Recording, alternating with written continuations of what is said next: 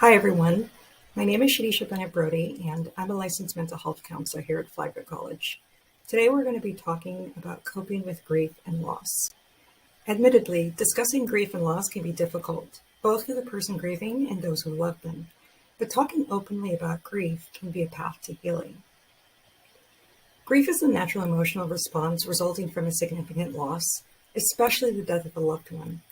Loss and grief doesn't have to be from a person dying, however. It could be many things like loss of a cherished pet, a change in health status, end of a relationship, or loss of safety after a traumatic event. Grief is a process, which means that it's ongoing as opposed to a one-time reaction. Reconciling your grief will not happen quickly, but healing is possible. Why does grief affect us differently? Well, it depends on the relationship that we have to the loss. You can imagine that the loss of a family member, a pet, or coworker might feel different than an acquaintance or celebrity. Circumstances or how the loss occurred can also strongly affect our grief. Unexpected death as a result of violence may feel different than from a suicide or sudden loss of a relationship. Although everyone grieves differently, there seems to be differences in grief reactions between men and women. The gender differences are guidelines, by the way, and not how every single person grieves across gender. Women are more socialized to talk about loss and to seek social support, while men are more likely to take on a fix-it role. They intellectualize their emotions and experience more denial. The emotions men do express are that they feel more anger, fear, and loss of control. Most of us have heard about the 5 stages of grief created by psychiatrist Dr. Elizabeth Kubler-Ross.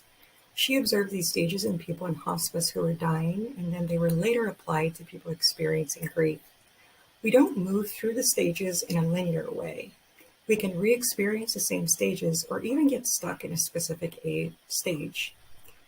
Denial is usually the first reaction to loss. However, denying our grief will only make it more confusing and overwhelming. When reality hits, people may become angry at the circumstances, feel irritable, and even look for someone to blame. With bargaining, we're trying to change the outcome or make the loss different or less traumatic.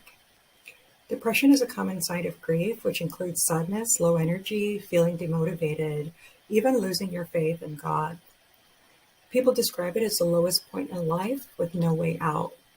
We might see signs of indifference, reclusiveness, pushing others away, and zero excitement. Depression can make it really difficult to be emotionally present when around other people, and people who are grieving are easily overwhelmed by other people's emotions. Acceptance is a realization that fighting the change isn't going to make the grief go away. Acceptance may not be a happy space, but it is one in which the person may stop resisting change and move ahead with it. Individual and cultural differences can influence what healing looks like. We can encourage healing from grief by noticing our emotions, allowing ourselves to feel, even though it's painful. Having said that, allow yourself to dose your grief. Do not force yourself to think about and respond to the death or loss every moment of every day. Yes, it's important to mourn if you are to heal, but you must also live. Seek support from friends or families.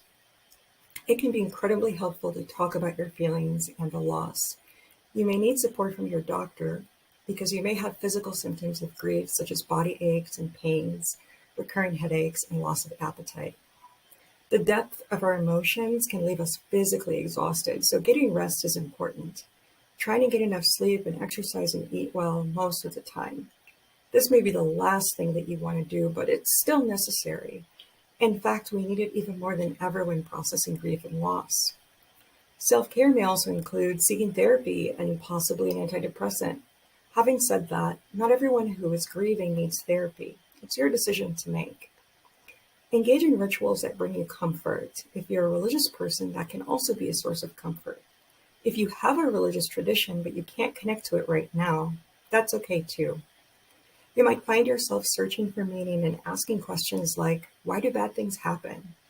It's okay if you don't find definitive answers. What's more important is that you allow yourself the opportunity to think and feel things through. Although there isn't a perfect way to cope with grief, there are things that we can do that could get in the way of healing. Avoid excessive use of drugs and alcohol for self-medication. Substances tend to numb emotions and prolongs healing from grief.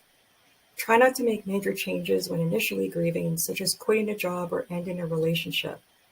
Your ability to think clearly and make decisions may be impaired. Be careful of using things like work, other people, or being busy to avoid feeling your emotions. You won't heal unless you allow yourself to openly express your grief, whatever that looks like for you. Isolating and disconnecting from others may seem attractive, but too much isolation can make your mental health worse. Thank you for taking this journey with me today. I'd like to leave you with this quote. It's only when we truly know and understand that we have limited time on earth and that we have no way of knowing when our time is up, we will then begin to live each day to the fullest as if it was the only one we have.